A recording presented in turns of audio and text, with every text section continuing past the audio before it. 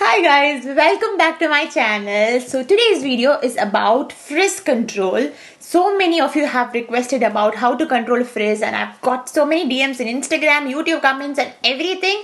So today I thought I will share all those things that I do to my hair to control frizz.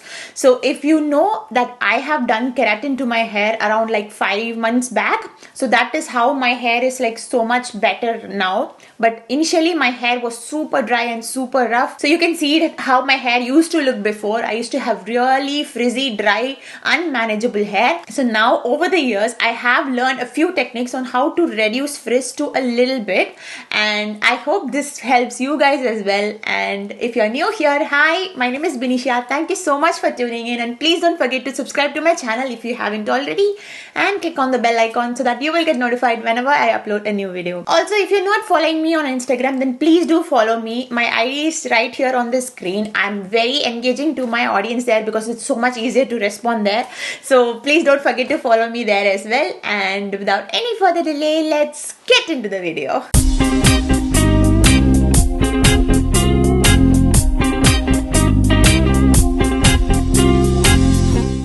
So this is my hair without any products on it. I washed my hair yesterday and this is the next day of how my hair looks like. There is no heat protectant, no serum or nothing applied on my hair. I had to keep it really raw for shooting this video. So yes, that is how my hair looks like. If you haven't known this already, I had done keratin to my hair around like 5 months back. So I did it almost the last week of April and this is how my hair is now. So now what I feel is like personally my hair is like really good in the lengths, but the roots where my natural hair has grown, that part is definitely frizzy. Now you have to see how my hair looks close up. So I have a lot of frizz. Like honestly, if I pull my hair back, that is when you see all the baby hair which is growing from the roots. So if I come closer, then you can definitely see all the frizz from my roots. So the hair that is newly grown, which does not have any keratin or any treatment done, is definitely frizzier and lot more drier. So definitely I'm not having that neat look, right? So I do a certain things to take care of that and not make it even further frizzy. So now if you see, this is the area where you can see the color, right? So this is mostly where my keratin has been done, and this part is like the newly grown hair.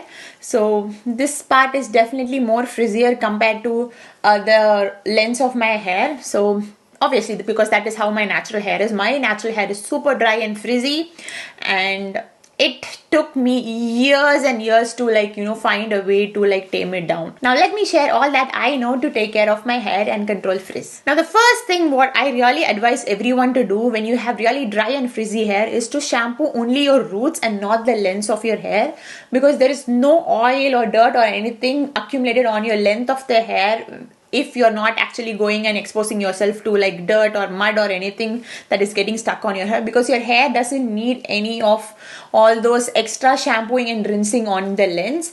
The most important place where it gets dirty is the roots, because there is oil secreted and dandruff and all that gunk that is formed. So only wash your roots. So I have also done a video where I show how to use shampoo for dandruff prone hair. Please go check it out. I will link it on top. If you have dandruff, then that's definitely going to help you. Always apply shampoo only on your roots, and also lather your shampoo really well before going directly onto your scalp. So that way it will help to make the shampoo work much better on your scalp rather than giving half results. Now the next tip that I have is use a conditioning mask. Now conditioner is for everyone in general. I believe every time you shampoo your hair you have to put a conditioner, but if you have really dry frizzy hair like me, then definitely you will need a hair mask. And a hair mask, I mean, it is like really intensely nourishing. So I personally use my hair mask as a conditioner. Like after shampooing, I just apply the hair mask onto my lens, leave it for like 5 to 10 minutes and then wash my hair. So that is exactly what I do, and it has been working really well for me. So you can definitely try that. I will link all my favorite hair masks in the description box below in case if you want to check it out. And that actually helps in hydrating and nourishing your hair and giving it that nourishment and controlling frizz, because frizz mostly happens because your hair is like extra dry, right? So nourishing it really well will help in the long run. Now, tip number 3 that I have for you guys is use a serum and a leave-in conditioner if you have really dry frizzy hair. Like serums and leave-in conditioners are like really best friends for your hair. They help you tame down the frizz and control your hair from getting all poofy with the humidity. So definitely invest in a good serum and a leave-in conditioner for your hair to help, stay all frizz free most of the time. So I personally prefer a leave-in conditioner over a serum because of the extreme dryness that I have in my hair, because leave-in conditioner will work very well in case if you have thick and dry hair. But in case if you have quite thin hair and your hair is not that voluminous, then definitely go for a serum. Always take very little quantity of the product rather than putting a lot of product, because you can't just remove the product from your hair, right? So always start small, so that way you don't overdo your hair and your hair does not get greasy. Now the next most important tip that I have is always use your hair products on your hair when it is wet. So one most important thing is that if you apply products on your hair, most of us can actually feel your hair getting over greasy and oily in the long run. So what mainly you have to do is, when your hair is actually like 60 to 70% wet, that is the exact good time when you can apply all the hair products, because that way you take less product, and because your hair is wet, it gets easily distributed all over your hair. But if you do the same with dry hair, you end up applying a lot of product because it's difficult to spread the product on your hair. So always use products on wet hair. Mainly products, I mean heat protectant. If you're styling your hair, heat protectant is important no matter what is your hair type, like dry, frizzy, oily, whatever your hair type is. Definitely invest in a heat protectant in case if you are planning on styling your hair, like heat styling your hair. So another important tip that I would like to share with you guys is on how to use a blow dryer. So I know there is this lot filmy concept where people are like keeping the blow dryer in this direction and the air just falls and you feel all nice and filmy there, right? But never do that. What you have to do with a blow dryer is take it here on top and then face it downwards, so that your hair is actually blow dried on the direction where it falls. So that way the frizz doesn't stand up and instead it just falls below. So that is something very important, because the way you blow dry is very important on how your hair or your frizz is going to behave the rest of the day. So it's very important you take care of that and do your blow dry the right way. So if you're someone who has a lot of baby hair in the front and you don't see your hair is like frizzy or poofy on the lens, but only you have a problem with baby hair and it doesn't look that neat in the front. So what you can do is take a partition in the front like this, like divide your hair till the back of your ears on both the sides. Also make sure that you have actually divided the partition. So in case if you are going to have side partition, then do it right now, or in case if you are going to do a middle partition, then do it right away. And then with the separated hair, what you are going to be doing is you're going to be sectioning this hair, like start from the lower end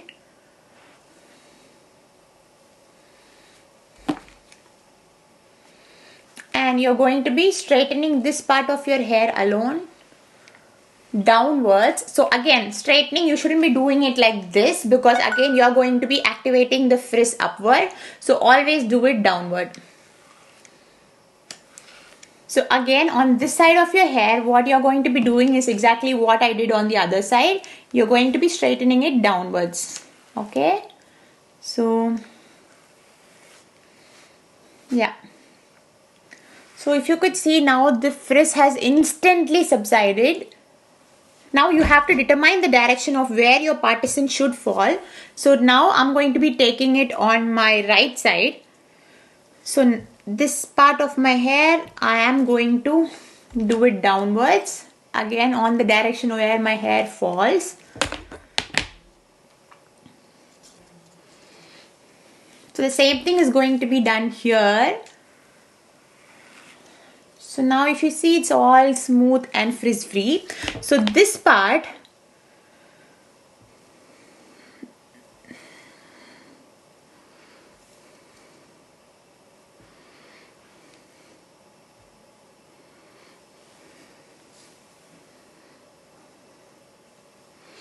So this part which is going to come on top, if I do it like straight flat like this, what will happen is that I won't have any volume in the front, right? So how I'm going to be handling this part of my hair is that I'm going to be keeping my straightener here and just curving it on top and then taking it below so that I get this instant bounce here in the front.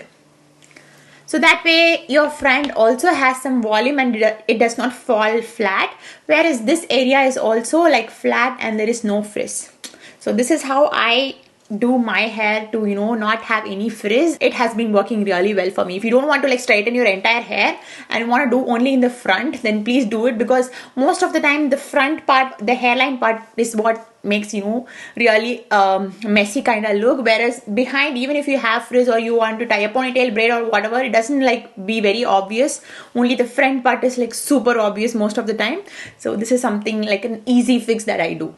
Now another important tip that I have for you guys is, if you have like really dry frizzy hair, then I don't know if you have noticed, but I personally have noticed my hair will look so much better like the second day of hair wash.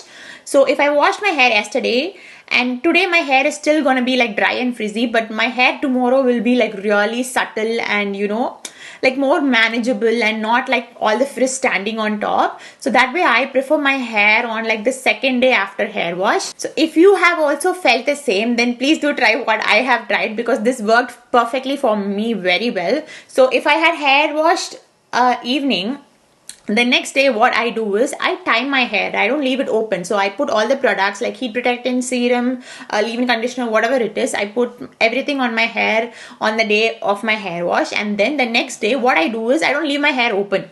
So I tie my hair either into a ponytail, a bun or a braid. I tie my hair, and the next day I open my hair and leave it free so that it looks the best. So this had been working really well for me. Please do try and see if it's working well for you. If you have really oily scalp, then this might be a problem for you, but I don't have that problem in like, you know, second or third day of my hair, so I'm good with this. So do try and let me know if this works for you. And my last tip that I want to share with you guys is use a satin or a silk pillowcase. So silk, I know it's very hard to find and it's super expensive, so even I don't use silk. So the other alternative I have is satin. So why you have to use satin is satin does not absorb all the moisture from your skin or your hair, so that way you can actually see a big difference. So whenever I sleep on a cotton pillow, I can feel the dryness in my face as well as my hair. But sleeping on a satin pillowcase had changed my hair and skincare game a lot. So what happens is, if you have products or anything on your face and your hair, that will get transferred to your pillow and you might break out if you don't change your pillows often. So every time I wash my hair, I change my pillowcase. So that is like once in 3 days. So that way I don't have any breakouts or skin problems because of that. So please do try this, and if you see a big difference, then please do let me know, because this has actually changed so much in my hair and my skin, and I definitely swear and, you know, recommend you guys also to try and see how it works for you. That's it, you guys. Thank you for watching till the end of the video. I really hope these tips and tricks would have been a little bit beneficial to you, and please do try and let me know if any of these tips have worked for you. Also, please do share your experience in the comments below on what worked for you to control frizz, and we shall all benefit from it. Thank you so much for watching till the end, and I'll see you guys very soon in another video. Thanks for watching. Bye bye. Take care.